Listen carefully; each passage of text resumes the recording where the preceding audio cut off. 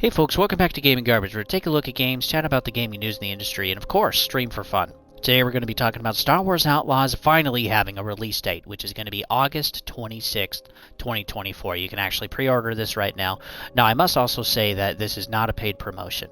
This is actually a game that you guys voted for the launch game of 2024. And I do that every year. I just pick one game that I'm going to actually, shove the cost and buy it at launch. And then I showcase that on the channel. So thank you guys for voting. If you'd like to vote for next year, watch around December, beginning of January, and you'll be able to have multiple times to vote if you'd like. And the one with the most votes is the one that I buy for the year. So this year, it's Star Wars Outlaws.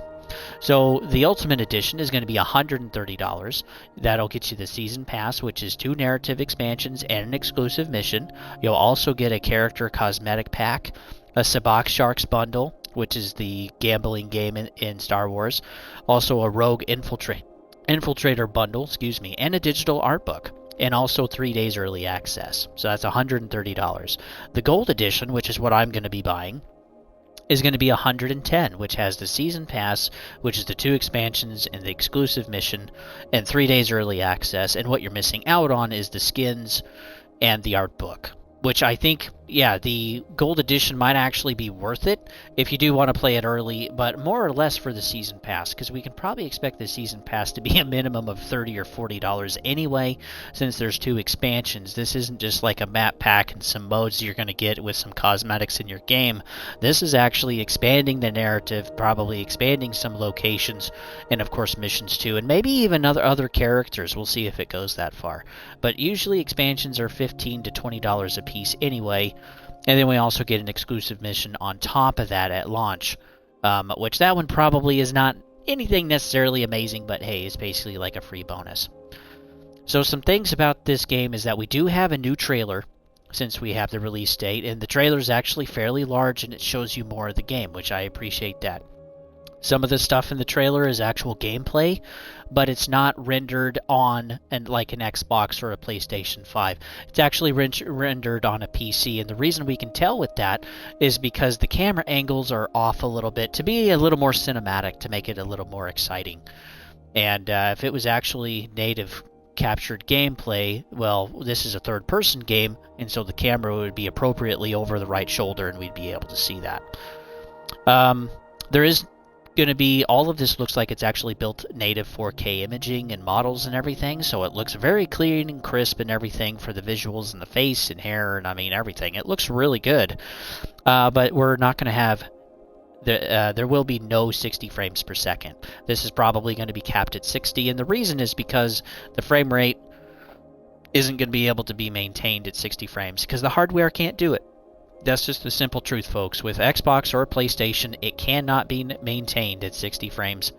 And so, we kind of got sold a lie that, hey, 60 frames for a lot of stuff, and even a lot of games that are previous gens also can't even run at 60 or 120. And you have to have the appropriate TV for this too. But yeah, that is just another thing that we're digging into, is that the hardware has a hard time. And that's just something that we have to deal with. Also, the game looks like it's open area for different locations, not necessarily open world. Now, just to clarify my description of that, an open world is where everything takes place in one big area. Okay, think of like Assassin's Creed Origins or Assassin's Creed Odyssey or even Assassin's Creed Valhalla, right? The whole area is like all there for you. And I don't think that's going to be this type of game. I think it's more going to be like Avatar, maybe. Well, no, even Avatar was actually just one big, massive open world. This will maybe be more like Star Wars Jedi Fallen Order or Jedi Survivor, where there's areas that you can go to, like different stations, different planets.